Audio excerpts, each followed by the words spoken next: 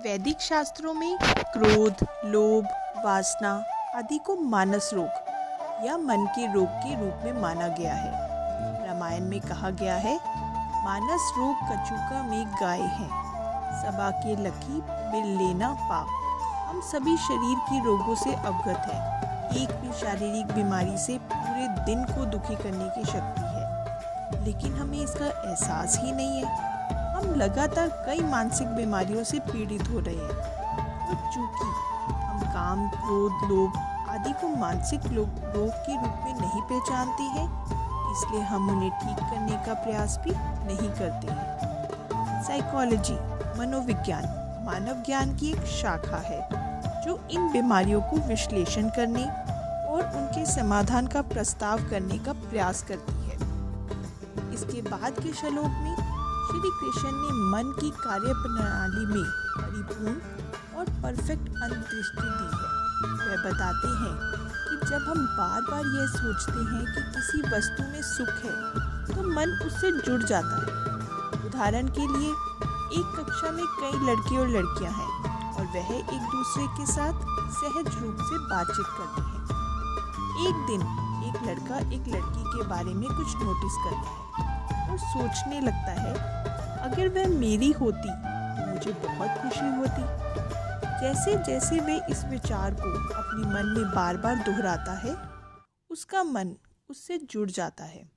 वह अपने दोस्तों से कहता है कि वह उस लड़की के प्यार में पागल है और पढ़ाई करने में असमर्थ है, क्योंकि उसका मन बार बार दोहराता है। उसका मन बार बार उसके पास जाता है। उसके दोस्त उसका उपहास उड़ाते हैं कि वे सभी उसके साथ कक्षा में बातचीत करते हैं, लेकिन उनमें से कोई भी उसका दीवाना नहीं है। पर अब भी सवाल यही है कि उसकी वजह से उसकी नींद और पढ़ाई क्यों खराब हो रही है। तथ्य यह है कि वह लड़का बार बार सोचता है कि उसकी खुशी उस लड़की में है और इसलिए उसके साथ मन जुड़ जाता है। लगाव सहज लगता है, लेकिन समस्या यह है कि इससे इच्छा उत्पन्न होती है। जैसे किसी को शराब से लगाव हो जाता है तो उसके मन में बार बार पीने की इच्छा होती है। उसी तरह बार बार सिगरेट पीने की इच्छा होती है।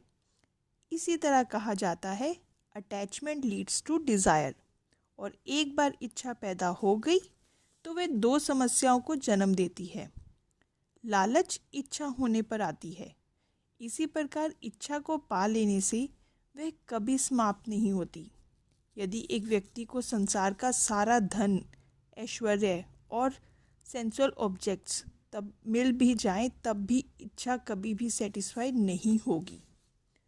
अतः इसे दुख का कारण जानकर बुद्धिमान व्यक्ति को इच्छा का त्याग कर देना चाहिए। दूसरी ओर इच्छा ना पूरी होने पर क्रोध का जन्म होता है। इसी तरह हमने देखा कि सिर्फ इच्छा करने से लालच और गुस्से का, यानी दो रोगों का जुड़ता जन्म होता है। राधे कृष्णा।